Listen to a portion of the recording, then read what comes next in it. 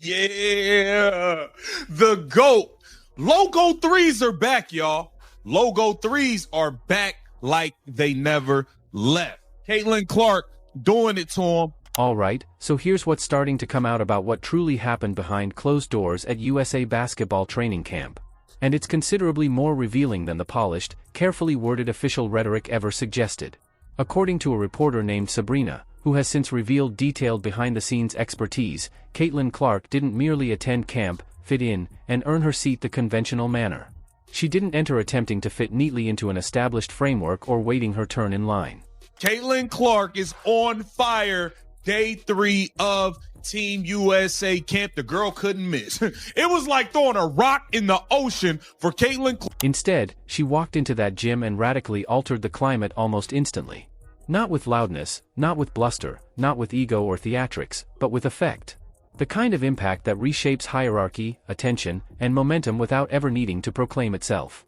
When she was not playing with Aaliyah Boston, some of the bigs didn't know what to do with her passes. Like there was one time where she passed it to Hamby and Hamby like brought the ball down. It's like, you can't do that. Like this is not, you have to keep it up, right? Straight up, right. This important because this wasn't just any camp. This was a gym full with elite players. Women who have lived in high-pressure basketball environments their entire lives. Olympic gold medalists, WNBA All-Stars, franchise cornerstones, players who are used to being the center point wherever they go. And yet, by Sabrina's account, this particular week became one of the most uncomfortable and tension-filled stretches anyone in that gym had experienced. Having to see Caitlin like go at scouting players who were, instructed to play at a feeble level of physicality was interesting considering how long she's been out and the fact that she's still ramping up injury. Not because of disagreements or open conflict and not because of disorder or dysfunction, but because the game itself began making decisions faster than people were ready to accept. She was just like so happy to be there and like was individually like telling media members how nice it was just to like talk to them again and like that she was just part of the basketball process. Clark arrived silently. No hoopla, no dramatic arrival, no cameras tracking her every step. No obvious effort to command the room or assert status.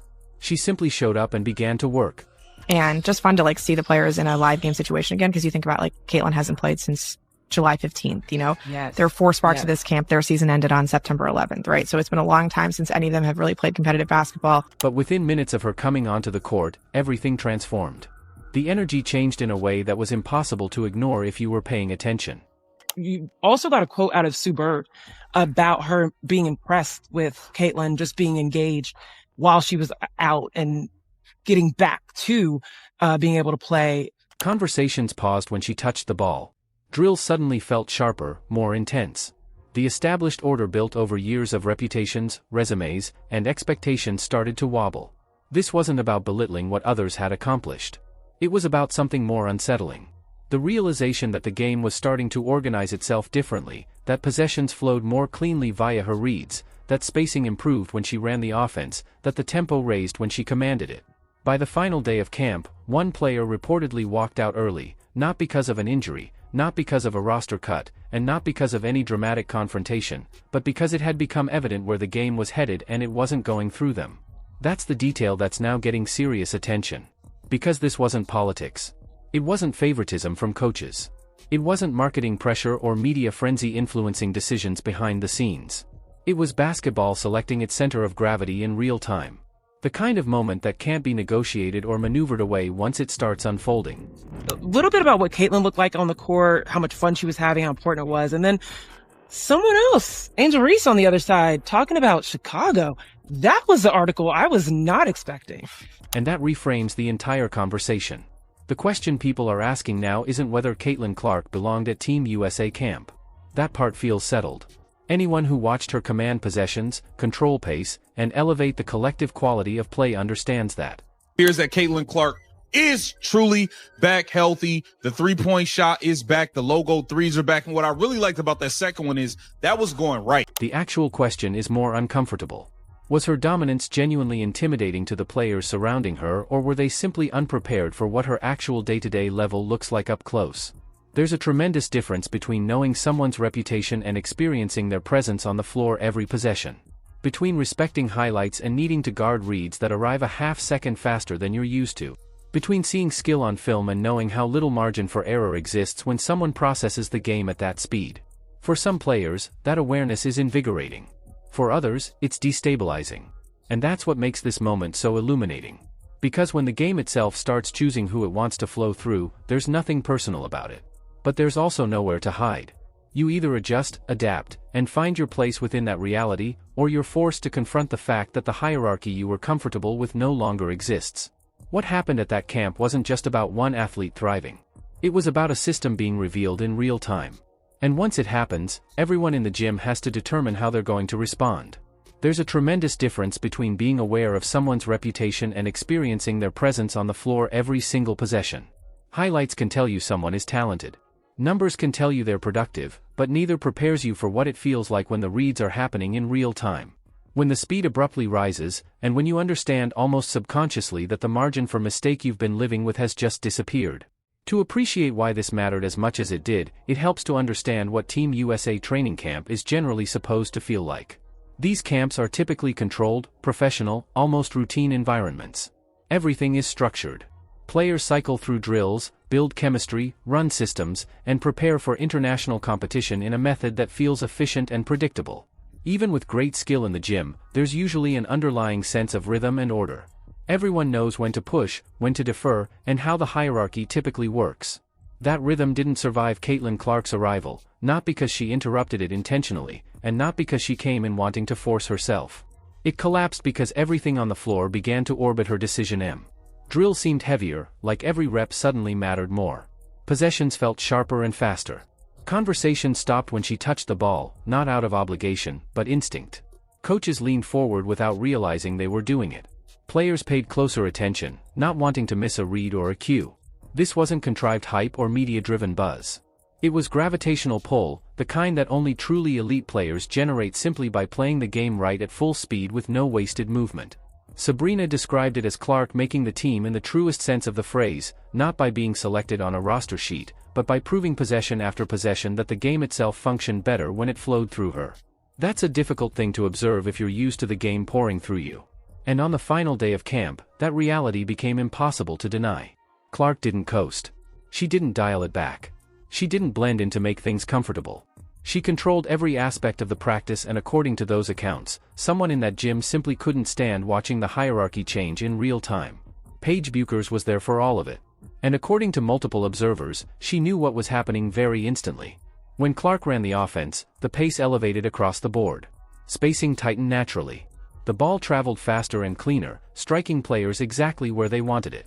Players who had seemed slightly distant earlier in the week now locked in as if the game had clarified itself. Coaches stopped observing casually and started taking real notes, altering elements on the fly. This wasn't just another talented guard running sets efficiently. This was someone functioning at a different processing speed. A player who sees the game one pass ahead and executes it without hesitation. Paige, as an elite competitor herself, understood that right immediately. She didn't resist it. She didn't compete with it. She recognized it, adapted, and elevated alongside it.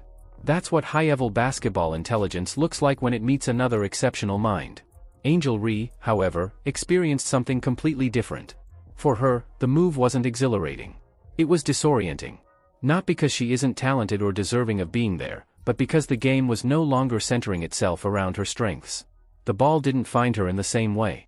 The rhythm of possessions didn't bend to her presence. The offense didn't slow down to accommodate individual moments. It moved past them. And over the course of the week, that reality became harder to deny. That contrast is what made the environment so stressful. Nor openly antagonistic, nor dramatic, but uncomfortable in the quiet way that truth often is. Because when the game chooses its focal point, everyone else has to determine if they're willing to adjust to that new reality. Some players recognize it and grow. Others struggle with the loss of control. And that dynamic more than any single drill or scrimmage is what made this camp different from every previous one before it. Top of form, bottom of form. At first, it wasn't rage. It was something more frightening, irrelevance. Not because she couldn't play, not because she didn't belong, but because the game stopped flowing through her. The ball didn't find her in the same areas. The offense didn't bend toward her strengths. Possession after possession moved past her influence rather than through it. In huddles, in breakdowns, in side chats with coaches, Clark was in the center, not because she demanded it, but because her impact made it unavoidable. Angel sensed the shift. Her body language showed it. As the days went by, frustration increased. She was running the same drills, playing the same minutes, getting similar opportunities, but the game had selected a different focal point. The tension peaked during a closed scrimmage. No cameras, no crowd, just pride and competition. Clark ran point like a veteran who had been there for years. Paige spread the floor perfectly. The ball moved with accuracy, every pass hitting its mark. The offense flowed effortlessly. Angel sought to assert herself forcefully. More contact, more emotion. But the game didn't slow down to accommodate that strategy. It sped up. It got cleaner. And possession by possession, Angel slipped from the rhythm. Not because she was benched or sidelined, but because the tempo erased her influence. That was the moment the hierarchy became evident. This was no longer a competition between equals. It was a system exposing who it functioned best through. Coaches noticed. Assistants muttered, notes were taken. Angel watched it all happening in real time. And that's when it hit. The game wasn't choosing her. Sabrina also brought out something important regarding Clark's play specifically. The step-back threes were there. The impossible passes were there. But what stood out most was the precision. Clark doesn't just pass to open teammates. She distributes the ball to the exact position where they can score most easily with great timing. Some bigs weren't ready for that. One player brought the ball down instead of keeping it high, and it disrupted the play instantly. That's not a mistake you make when you're prepared for elite facilitation.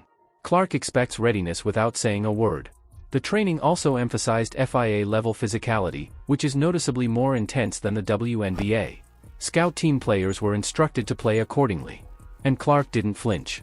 She absorbed impact, embraced the tension, and proceeded to control the game. That alone addressed any lingering worries about her toughness or adaptability. The final day of camp was oddly silent. Execution was sharp. Clark managed traffic like a seasoned floor commander, calling adjustments, finishing plays with confidence. Angel barely touched the ball in meaningful possessions, not as punishment, but as consequence. When the final whistle blew, everyone in the gym already knew what the answer was. Angel didn't wait for announcements. She didn't cause a scene. She simply left and the gym froze. Coaches exchanged stares. Players avoided eye contact. Everyone understood what had just transpired. This wasn't personal drama, and it wasn't about ego clashing behind the scenes. It was basketball showing its truth in the most harsh way possible. When exceptional players use the same floor, the game itself decides what works, what doesn't, and who everything should flow through. No amount of reputation or past success can trump that process. Angel Ree has been outspoken about her dissatisfaction with her current WNBA situation and her desire for a different environment, one where she feels her strengths are fully used and her impact is key. That backstory matters because it helps explain why this camp hit differently for her. What unfolded at Team USA wasn't simply another competitive setting. It was a space where there was nowhere to hide from reality. And the reality was that the focal point of the game wasn't up for debate. At camp, the offense didn't revolve around volume or visibility. It revolved around decision-making, timing, and control. The ball found Caitlin Clark because it made sense for it to find her. The tempo followed her because the game progressed more effectively when she dictated it. That wasn't something coaches had to enforce or teammates had to agree on. It came naturally, possession by possession, as the clearest way to winning basketball. That's the part that can be toughest to accept. Clark didn't demand the spotlight. She didn't call for the offense to run through her. She earned it every single practice by making the right reads, delivering the ball on time, and elevating everyone around her. The game chose her because the game worked better when it did. At that level, there are just two alternatives. You either adapt to the structure the game establishes, discovering new ways to impact, contributing within a different rhythm, or you determine that this environment isn't for you. There's no middle ground. There's no way to compel the game to bend backward. Angel opted to walk away.